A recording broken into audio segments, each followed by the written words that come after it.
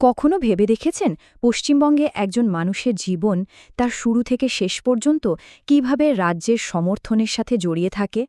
এটা কিন্তু একটা বিশাল নেটওয়ার্ক, অনেকটা জালের মতো। আজকে আমরা ঠিক সেই জালের প্রতিটা সুতো আলাদা করে খুলে দেখব কিভাবে আলাদা আলাদা প্রকল্পগুলো জীবনের প্রতিটা ধাপে মানুষের পাশে এসে দাঁড়ায়। এই প্রশ্নটা কিন্তু শুধু একটা প্রশ্ন নয়, আসলে এটা হলো একটা আয়না যা দেখায় একটা সমাজ তার মানুষের জন্য কতটা ভাবে। আর পশ্চিমবঙ্গের এই প্রকল্পগুলো জানেন ঠিক এই প্রশ্নেরই একটা বাস্তব উত্তর। চলুন দেখা যাক সেই উত্তরটা আসলে কি। ঠিক আছে, তো আমাদের এই যাত্রাটা শুরু হচ্ছে একদম গোড়া থেকে, জীবনের সেই পর্যায় থেকে যেখানে রাজ্যের সবচেয়ে ছোট নাগরিকদের ভবিষ্যৎ সুরক্ষিত করার কথা ভাবা হয়। আসল আইডিয়াটা কি জানেন?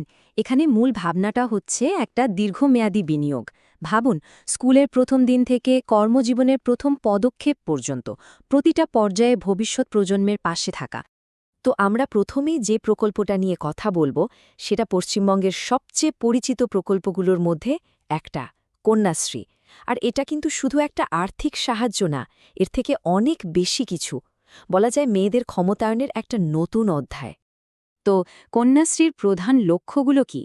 দেখুন, দুটো বড় উদ্দেশ্য আছে। এক, মেয়েদের পড়াশোনা যাতে বন্ধ না হয়ে যায়, তাদের স্কুলে ধরে রাখা। আর দুই, বাল্যবিবাহের মতো একটা বড় সামাজিক সমস্যাকে আটকানো। যেহেতু একটা বার্ষিক বৃত্তি আছে আর তার সাথে 18 বছর বয়সে একবারে 25,000 টাকা পাওয়ার একটা নিশ্চয়তা, পরিবারগুলো কিন্তু উৎসাহিত হয় তাদের মেয়েদের পড়াশোনা চালিয়ে যেতে। এবার আসি আরেকটা বিষয়ে। অনেক সময় শুধু ইচ্ছে থাকলেই তো হয় না, স্কুলের দূরত্বটাও একটা বড় সমস্যা হয়ে দাঁড়ায়। ঠিক সেই সমস্যার সমাধান হিসেবেই এসেছে সবুজ সাথী প্রকল্প। এটা ছাত্রছাত্রীদের হাতে স্কুলে পৌঁছানোর জন্য একটা সহজ কিন্তু খুব কার্যকরী একটা উপায় তুলে দেয়। শুধু একটা সাইকেল, ভাবতে পারেন কিভাবে শুধু একটা সাইকেল শিক্ষাক্ষেত্রে এত বড় একটা পরিবর্তন নিয়ে আসতে পারে? বিশেষ করে গ্রামের মেয়েদের জন্য এই প্রকল্পটা শুধু যে তাদের স্কুলে যাওয়ার সময় বাঁচায় তাই নয়, একটা নিরাপত্তার বিষয়ও তো আছে। আর সেটা তাদের পড়াশোনা চালিয়ে যাওয়ার জন্য কতটা জরুরি সেটা আমরা সবাই বুঝি। ওকে, তো পড়াশোনার পর জীবনের পরের ধাপ। এখন আমরা দেখব কিভাবে রাজ্য তার নাগরিকদের কর্মজীবন শুরু করতে আর নিজের পায়ে দাঁড়াতে সাহায্য করছে। আর এই সহায়তার জালটা কিন্তু শুধু একটা নির্দিষ্ট গোষ্ঠীর জন্য নয়।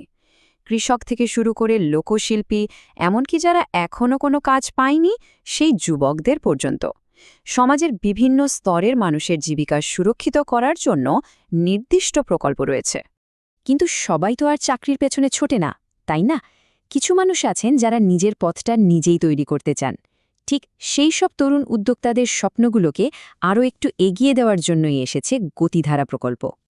এই প্রকল্পের অধীনে একটা বাণিজ্যিক গাড়ি কেনার জন্য 1.5 লক্ষ টাকা পর্যন্ত আর্থিক সাহায্য দেয়া হয়। ভাবুন তো, অনেক তরুণের কাছে এটা নিজের ব্যবসা শুরু করার একটা চাবিকাঠির মতো কাজ করে।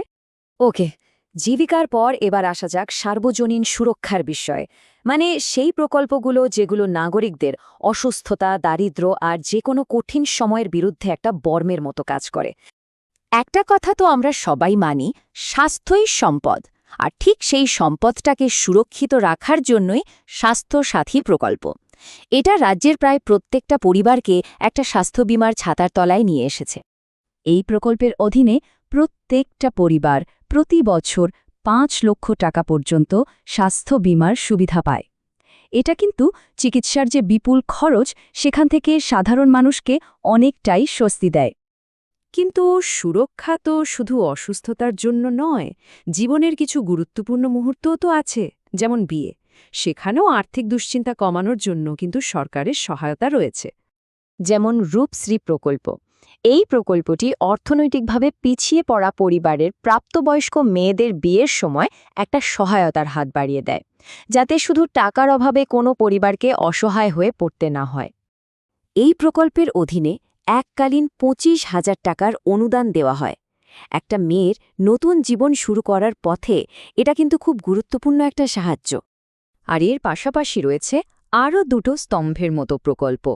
একটা হলো খাদ্যসাথী, যেটা নিশ্চিত করে যে কেউ যেন খালি পেটে না থাকে।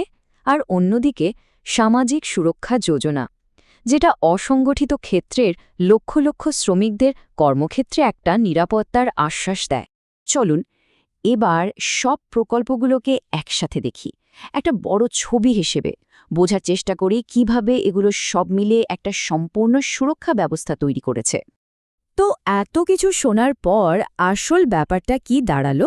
উত্তরটা হচ্ছে, এগুলো কিন্তু শুধু আলাদা আলাদা কয়েকটা প্রকল্প নয়, বরং এর পেছনে একটা সম্পূর্ণ দর্শন কাজ করছে, একটা সুসংহত পরিকল্পনা।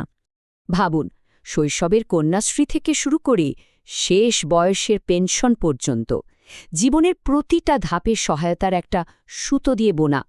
এই হচ্ছে সেই জন্ম থেকে মৃত্যু পর্যন্ত সমর্থনের সুবিশাল জাল।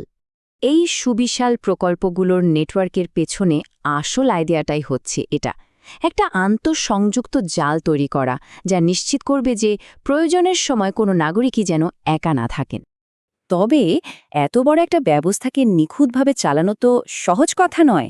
আসল চ্যালেঞ্জটা কোথায়? পর্যাপ্ত অর্থায়ন, নাকি মানুষের মধ্যে সচেতনতা তৈরি করা, বা হয়তো একেবারে শেষ প্রান্তের মানুষটার কাছে পরিষেবাটা ঠিকমতো পৌঁছে দেওয়া?